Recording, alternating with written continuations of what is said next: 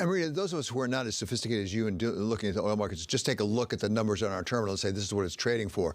Assuming it's all about fundamentals, how much of some of the variation that we're seeing, a lot of volatility we're seeing, frankly, is because of technicals? That is to say, people taking long positions, cashing out of short positions, and the like. I would say the last $10 to $15 that we've seen in the price has been technical or non-fundamental factors. Absolutely fundamental weakened more than we had expected towards the end of the year because, again, China wasn't buying. We had strikes in France. We had Russia preloading a bunch of oil. All of that, absolutely, yes. But we definitely had a few big funds stopping out, some even closing shops. So, of course, that has a multiplier effect.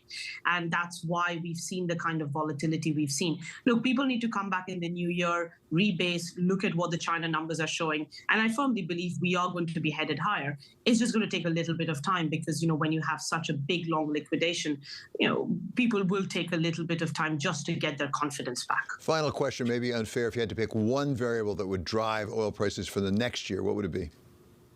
China. Hands down China, much more than Russia. I mean, of course, we haven't even mentioned the SPR. Let's not forget that the SPR is ending, and that is bullish for oil prices. But for me, the swing in Chinese demand, imagine if Chinese demand grows by anywhere close to 1 million or 2 million barrels per day. We are just not prepared for that in terms of inventories or anything else really in the world.